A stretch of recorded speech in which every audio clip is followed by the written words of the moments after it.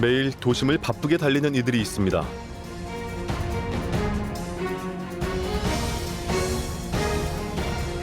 오전 그러니까 10시부터 하는데 새벽 1시 반까지 이제 배달해요. 하루 12시간 이상. 맛있게 드십시오. 다 컴바이건이에요. 그렇기 때문에 많이 해도 빡시게 하지 않는 이상은 힘들다는 거예요. 건당 일당을 벌기 위해 뛰고 또 뛰어야 하는 사람들. 매시간 분초를 다투며 마치 전쟁터에 나간 병사처럼 전투적인 하루를 보내야 한다는데요. 결국은 1년 365일 일은 하지만 연차 휴가도 없지. 최저임금도 보장받지 못하고. 비록 현실은 고단하고 힘들지만 더 나은 내일을 기대하며 매일 힘든 하루하루를 버텨가는 이들. 우리는 이들을 플랫폼 노동자라고 부릅니다.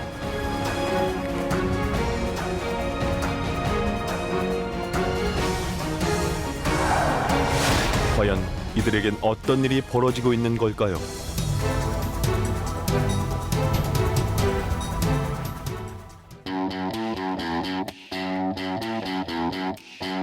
하루가 다르게 변화하는 세상. 우리의 삶은 정말 편리해졌습니다.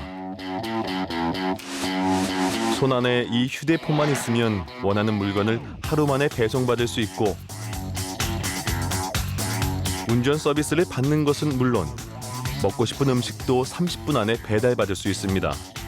이 모두를 가능하게 한 건 바로 플랫폼 노동자들인데요. 휴대폰 앱으로 연결된 플랫폼, 중개 앱을 통해 그때그때 일감을 받아 각종 서비스를 하는 사람들이 바로 그런 분들입니다.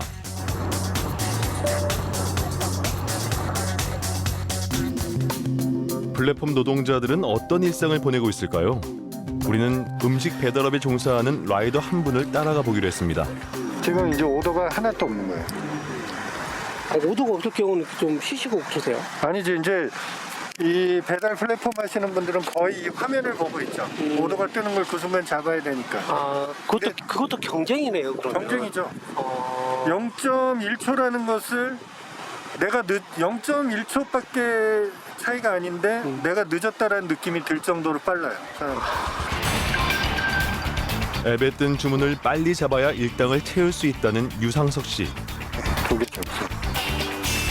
뜬 건가요? 예, 뜬 거예요. 아, 네. 이거 빨리 잡고 가셔야겠네요. 네, 이제 가야죠. 출발해야죠. 드디어 오늘 첫 배달이 시작됐습니다. 먼저 향하는 곳은 배달을 요청한 음식점. 사람들이 음식점 중개 앱을 통해 주문하면 음식점들은 배달 중개 앱을 통해 배달을 요청하게 되는데요. 행여나 늦을라 차 사이사이를 비집고 속도를 냅니다. 오늘 주문한 곳은 다행히 멀지 않은 곳에 있는데요. 안녕하세요. 오토바이로 약 7분 떨어진 패스트푸드점. 안녕하세요. 이제 주문한 고객의 집까지 무사히 배달할 일만 남았습니다. 음식이 식지 않도록 지체할 새가 없는데요. 목적지까지는 약 10분. 배달 라이더로 생활한 지 벌써 7년 차인 유상석 씨에겐 골목 구석구석이 훤한 동네입니다. 그만큼 남보다 더 빨리 움직일 수 있다는 것이 큰 장점. 속도가 중요한 이 업계에선 중요한 부분입니다. 드디어 목적지에 도착하고 주문한 집 현관까지 안전하게 배달을 마치면 미션 완료. 오늘 출발이 좋은데요. 밖에 나가기 귀찮은 겨울은 배달 성수기. 유상석 씨는 쉴 틈 한 번 없이 1시간에 약 4건의 배달을 소화했습니다. 요즘 매일 이렇게 10시간 동안 약 40건의 배달을 하고 있다는데요. 이렇게 버는 한 달 수입은 그럼 얼마일까요? 근데 그게 3,000원이에요. 3,000원 계산했을 때 33개면 99,000원이라고요. 그렇죠? 40개 타야지 12만 원이에요. 건당 3,000원 배달료에 앱 수수료 200원을 제하면 하루 수입은 약 11만 2천 원. 일요일 하루 쉬고 주 6일을 일해도 300만 원이 채 되지 않습니다. 오토바이를 빌려 타면 렌탈료, 기름값까지 빠져서 수입이 더 줄어듭니다. 유 씨가 이 일에 뛰어든 건 이유가 있었는데요. 망한 건 많은데 수태 망했었는데 망하다가 이제 나이가 들면서 망하니까 이게 다시 복구되는 시간이 오래 걸리는 거예요. 그래서 그때 이제 망하고 한 6개월 가량을 한 페인으로 진짜 술만 먹고 살았죠. 살다가 가장이니까 그러면 안 되잖아요. 그래서 다시 이제 도약을 해야 되는데 그러려니까 뭐 자금도 없고 누구한테 손 걸리기도 싫고 그래서 이제 낮에는 강사 영업을 다니고 밤에는 이제 이 동네에 있는 야식집을 들어간 거죠. 유 씨는 한때 잘 나가는 창업 컨설턴트였습니다. 그러다 직접 창업에 나섰지만 그때마다 번번이 실패하고 말았는데요. 이후 다가온 현실은 너무도 혹독했습니다. 가족을 책임지는 가장으로서 그대로 주저앉을 순 없었는데요. 그래서 시작한 게 바로 배달 라이더. 고생하셨습니다. 고맙습니다. 네. 가요. 수고하세요. 그는 오늘도 다시 도로를 누빕니다.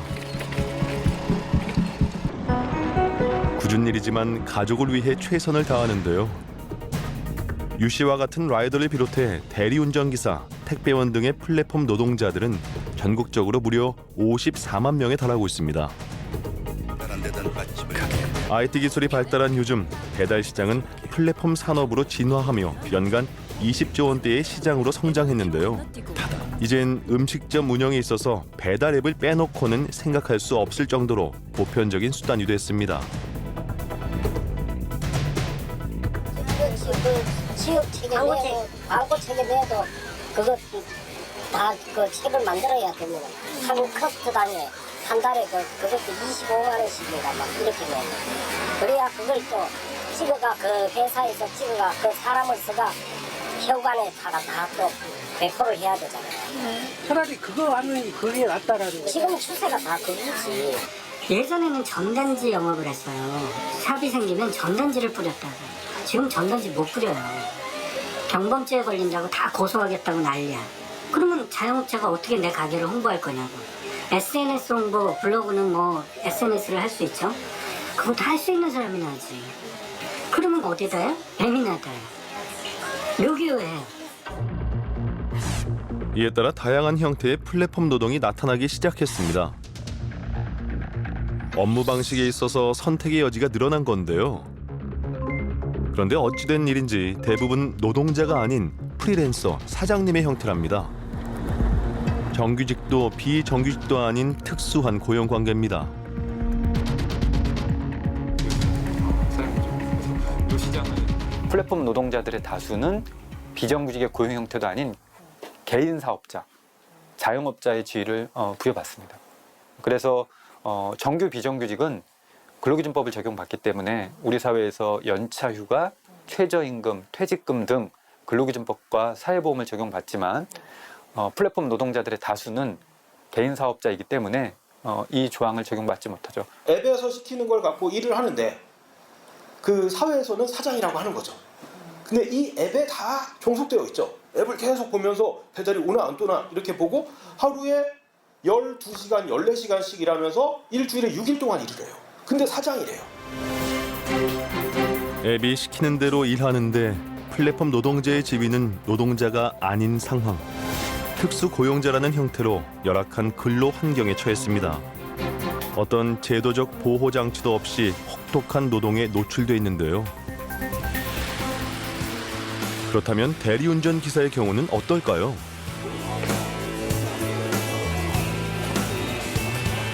벌써 7년째 대리운전을 하고 있다는 이창배 씨. 그 역시 매일 앱을 통해 일거리를 받는 플랫폼 노동자입니다. 매일 밤 9시가 넘으면 그의 일이 시작되는데요. 선생님 어디 가세요? 네, 콜 지금 잡아가지고요. 아 예. 이동하려고 합니다. 남들은 다 편히 쉴 시간. 오늘 첫 업무가 시작됐습니다. 먼저 대리를 부른 고객부터 만나야 하는데요. 네, 고객님 저 대리기사입니다. 그 성수역 어디로 가면 됩니까? 그리고 3번 출구 같은데요.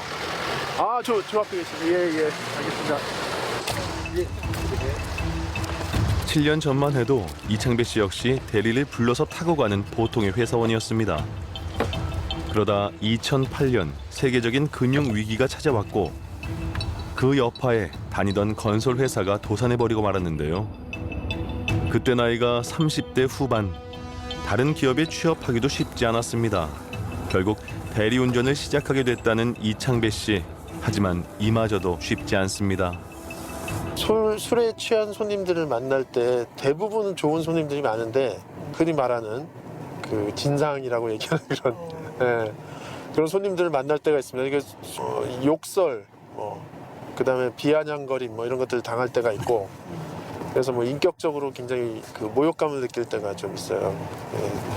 예. 그런 거를 한번 당하면 한동안은 이렇게 일하기가 좀 힘들고 굉장히 마음의 상처를 좀 많이 받습니다. 그나마 오늘은 무난한 손님을 만나서 다행이라는데요. 매일 밤낮이 바뀌어 일하는 탓에 몸이 고단하지만 아파도 회사로부터 치료비 한 푼 받을 수 없습니다. 남들 다 받는 퇴직금도 4대 보험도 없는데요. 어쩌다 힘들어서 쉬기라도 하면 고스란히 손해를 입어야 하는 상황. 이렇게 해서 버는 돈은 얼마일까요? 기본 요금은 이제 서울 수도권이 10,000원부터 시작하고 20%는 일단 수수료로 나오고 나머지 한 10에서 20% 사이가 교통비, 통신비, 그다음에 중간에 이동하다가 생기는 여러 가지 비용들로 이렇게 나가게 됩니다. 그러면 만약에 여기서 다른 지역을 갔는데 거기서 콜이 안 잡히면 교통 이용해야 되는 거죠. 교통비가 들고 심야 버스도 없는 그런 장소에 들어가거나 하면 비용이 들어가는 거죠. 이제 택시를 탈 수밖에 없고 한 달 수입이 그 평균 잡아가지고 170만 원 정도로 나왔어요. 170만 원 정도면은 그 최저임금 정도 최저임금도 안 돼. 안 되는 거죠. 왜냐하면 이제 심야 노동을 하는 것이기도 하고. 경비를 더 받아야 되는데. 네, 그렇죠. 저 전업으로. 한 달 꼬박 해봤자 버는 돈이 200만 원이 채 되지 않습니다. 한 가정을 책임질 가장의 월급으로는 너무도 적은 금액인데요. 다른 대안을 찾을 수가 없어 오늘도 다시 대리 일을 하염없이 기다립니다. 사정이 이런데도 노동자로 인정조차 받지 못하는 현실이 답답하기만 한데요. 제가 일하는 방식은 업체로부터 이제 통제를 끊임없이 받고 있어요. 이거 복장, 그런 주차를 해야 되고 하지 말아야 되고 과속을 하면 안 되고 이런 방식으로 제가 끊임없이 업체로부터 이제 그런 통제와 지시 이런 것들을 받거든요. 그런 거는 노동자의 어떤 속성이라고 보여지는 거고. 네. 저쪽으로. 누구보다 더 열심히 땀 흘려 일하는 일상. 예. 그럼 들어가겠습니다. 예. 그 노력을 사회는 언제 알아줄 수 있을까요? 최저임금에도 못 미치는 일당으로 근로시간은 점점 길어지고 졸음운전, 과속 같은 사고의 위험 역시 더 높아지고 있습니다. 산업과 기술의 발전 과정에서 새로운 고용 형태는 증가하고 있는데 이 고용 형태가 기존의 근로기준법이나 사회보장보험 등의 법제도를 적용받지 않는 고용 형태가 출현하고 있고 문제는 이들이 기존의 우리나라 법제도에 적용받지 못하는 구성원들이 증가하고 있다. 결국은 1년 365일 일은 하지만 연차 휴가도 없이 최저임금도 보장받지 못하고 저임금에 4대 보험도 적용받지 못하는 일자리에 있는 것이 문제 중에 하나인 것입니다. 정부가 인정하는 특수고용직은 보험 설계사, 학습지 교사 등 9가지인데요. 4개 직종만 사업주가 산재보험의 반을 부담하고 나머지 직종은 개인이 100%를 부담해야 합니다. 그래서일까요? 택배원과 퀵서비스 기사들은 산재보험에 가입하지 않은 경우가 대다수인데요. 하지만 사고의 위험은 어느 직종보다 높습니다. 건당 3,000원에 라이더들끼리 치열한 경쟁을 하다 보니 사고가 나는 경우도 많은데요. 월 수입을 채우지 못할까 위험한 줄 알면서도 무리한 운행을 할 수밖에 없답니다. 배달 라이더들은 특히 구조적으로 위험에 노출되는 경우가 많다는데요. 이제 퇴근하려고 집 방향이랑 맞는 걸 이제 배차를 잡았는데 이제 사장님이 이제 나갈 인원이 별로 없다고 저한테 강제 배차를 넣어주시는 거예요. 코스가 맞는 거면 전 갈 수 있는데 코스가 정반대인 거예요. 그래가지고 이제 한 군데 가면 한 군데가 늦어요. 이게 만약에 음식이 늦게 온다고 손님이 이제 음식점에 전화할 거 아니에요. 그럼 이제 손님은 왜 이렇게 늦어요 하면서 그냥 취소해주세요 이렇게 하는데 음식은 이미 제가 손에 들고 있으면 제가 그 음식값을 다 물어내요. 그래서 전 급한 마음으로 이제 신호 위반까지 해가지고 가다가 사고가 나가지고. 고등학생 라이더 김 씨는 가던 코스와 정반대 방향으로 갑작스럽게 강제 배차를 받아서 음식을 배달하던 중에 사고를 입었습니다. 사고로 무릎 쪽 근육이 손실되기까지 했는데요. 심한 통증으로 인해 일도 그만둘 수밖에 없었습니다. 무리한 강제 배차로 난 사고였지만 업체로부터는 병원비 한 푼 받을 수 없었다는데요. 제일 황당했던 건 나는 콜 중개해주는 사람이다. 그러니까 너가 직접 이거 다 처리해야 한다. 사고 처리 이제 택시 쪽하고 이제 오토바이 수리비 이런 거 다 제가 보상해야 한다는 거예요. 보험 접수도 안 해주시고. 산재를 신청해봤지만 거절됐습니다. 특수고용자 신분인데다 신호 위반을 한 탓에 어떤 보상도 받기 힘든 상황. 게다가 사장은 오히려 오토바이 수리비를 물어달라며 문자를 보내오고 있습니다. 형은 니한테 그러면 수리비를 구상권을 청구할 거야. 구상권 뭔지 알아? 모르지? 근데 저한테 청구한다는 거였어. 네가 그거 저거 뭐야 그렇게 사고 나가지고 그렇게 된 거잖아. 네.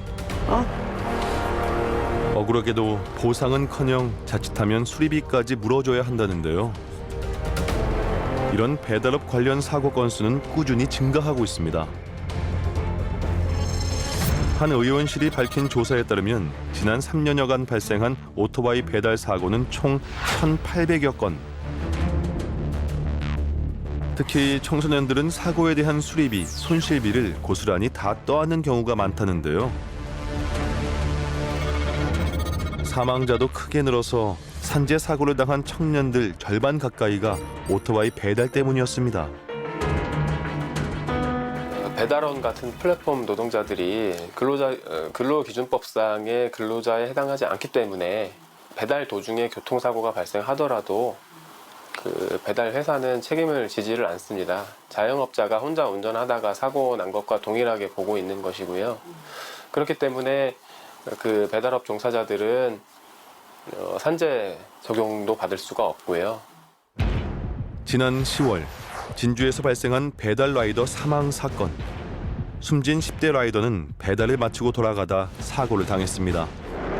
예, 배달을 마치고 돌아가던 오토바이 운전자가 편도 2차로 약간 굽은 도로에서 도로 연석선을 충격하고 떨어지면서 도로가에 있던 가로등을 충격하여 발생한 교통사고입니다. 배달을 마친 후 또 다른 배달을 하기 위해 돌아가던 중 가로등을 들이받고 사망한 건데요. 조사 결과 그는 평소 저녁 5시에 출근해서 새벽 5시까지 고된 노동에 시달렸습니다. 사망 직전 한 달 그의 배달 건수는 약 1,288건. 2,000km가 넘게 달리며 매일 장시간 그야말로 살인적인 스케줄을 소화한 건데요. 그가 사망하기까지 약 한 달 동안 단 하루도 쉬지 못했습니다. 피로가 극도로 누적된 상황에서 또다시 배달에 나서다 그만 사고를 당한 겁니다. 단톡방엔 그의 고단한 삶이 그대로 묻어 있었는데요. 잠시 밥 먹는 시간조차 허락을 받아야 했습니다. 하지만 어찌된 일인지 사고 후 산재 심사조차 받지 못했는데요. 이유가 있었습니다. 일단은 오토바이가 무등록 오토바이였습니다. 그러니까 번호판이 없었고요. 물론 계약서도 없었고 산재도 가입해 놓지 않았고요. 산재는 의무거든요.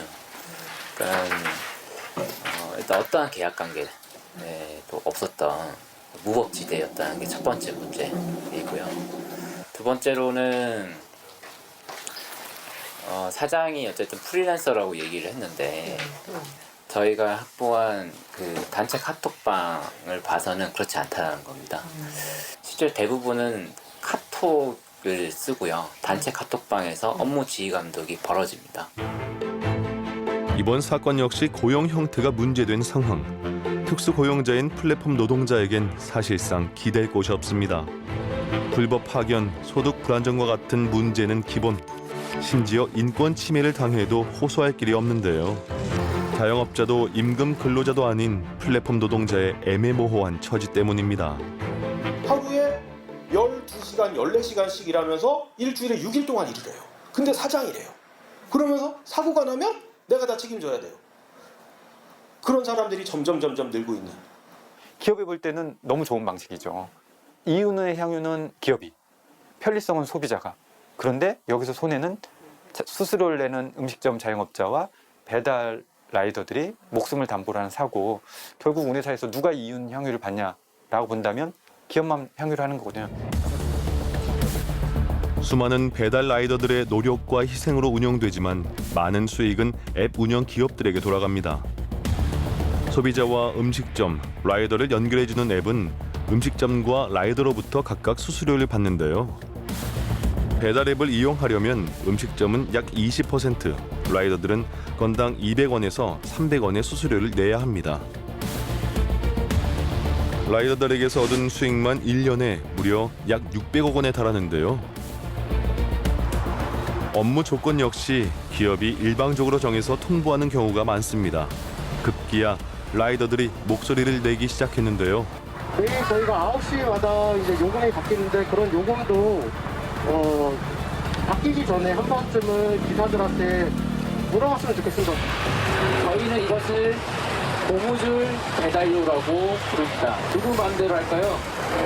개민 마음대로 하고 있습니다. 최근 배달의 민족이 독일의 딜리버리 히어로와 합병을 발표한 이후 라이더들의 우려는 더 커지고 있습니다. 국내 최대 배달앱 서비스인 배달의 민족은 요기요, 배달통을 소유한 딜리버리 히어로와 인수합병을 추진 중인데요. 실제로 성사가 된다면 이들의 배달앱 시장 점유율은 무려 99%, 초독과점 기업이 탄생하게 됩니다. 각계에서 우려의 목소리가 큰 것도 그 때문인데요. 뭐 독과점이 되면은 사실 이제 하나가 마음대로 다 할 수 있는 거죠. 가격을 다 정할 수 있고 거기에서 소비자들은 배달료에 대한 거라든가 뭐 이런 것들이 있을 거고 이 배달 라이더들 같은 경우도 이 운임 같은 게 있겠죠. 요기요나 배민 라이더만 배부르고 소비자와 그 일하는 플랫폼 노동자들은 다 고통받고 이런 일이 발생할 수 있지 않을까. 당장 수수료를 내야 하는 자영업자와 플랫폼 노동자는 물론 외식비를 부담할 소비자에 이르기까지 모두가 피해를 볼 수도 있는 상황. 이에 대해 배민의 입장은 어떨까요? 저희 해당 그 합병이라고 말씀하신 부분은 DH와의 합병, 그러니까 독일의 딜리버리 히어로라는 업체하고 지금 하고 있는 거고 한국에서 배달의 민족과 요기요의 결합은 없고요. 그리고 국내 시장에서 경쟁 체제를 지속해서 외식업 소상공인들의 매출 증대를 위해 노력할 예정입니다. 그리고 어차피 딜리버리 히어로가 요기요를 소유하고 있는데 네, 딜리버리 히어로랑 그 합병을 한다는 얘기는 결국은 요기요와 같은 회사가 된다는 거잖아요.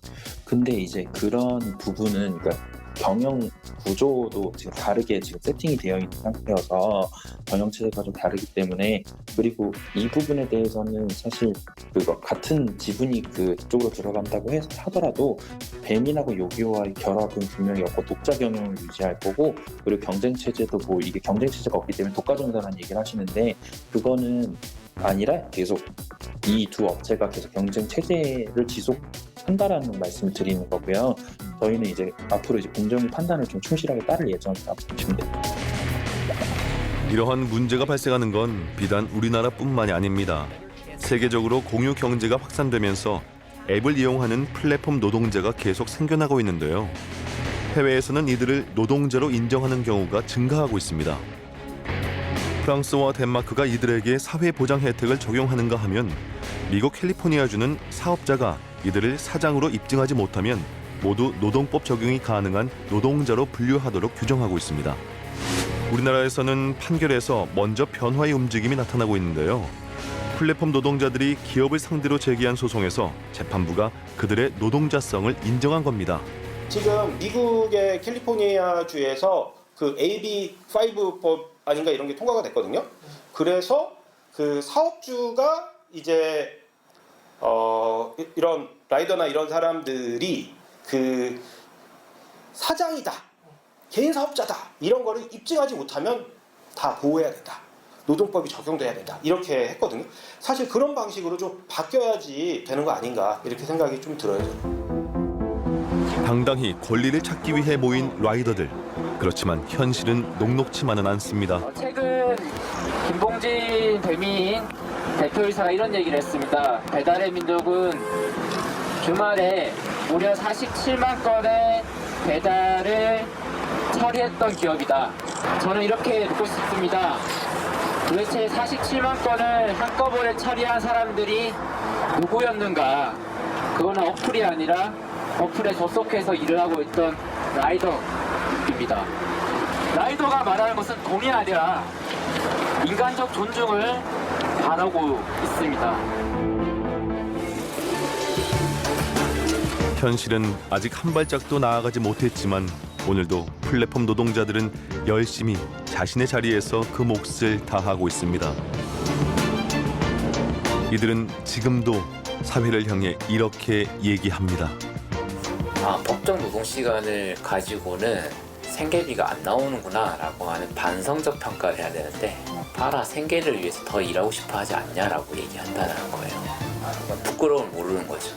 사회 지도층이라는 사람들이 가장 큰 문제라고 생각하고, 사실 플랫폼 노동 논쟁의 핵심입니다. 산업과 기술은 변화하고 있고 전통적인 계약과 고용 방식이 아닌 새로운 비표준적인 계약 방식으로 변화되고 있기 때문에 정부에서 이거에 맞든 법과 정책을 빠르게 모색하고 적용하는 게 필요할 것 같습니다.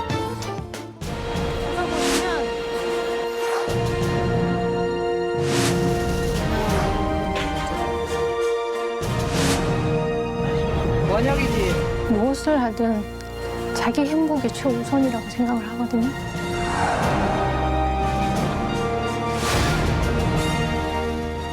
애매모호하게 만들지 말고, 그리고 우리도 정당하게 국가에서 말하는 그 노동법에 적용받는 노동자가 됐으면 좋겠다는 거예요. 노동자가. 라이더가 불쌍하다고 저희가 보이고 싶은 게 아니에요. 저희도 정당한 권리를 갖고 싶다라는 거지. 죽었을 때도 하물며 기껏해야 특수고용 노동자로 적어돼서 평가받을 수 있는 그 돈밖에 안 되고 있는 게 현실이잖아요. 그렇죠? 잘못됐다는 거예요.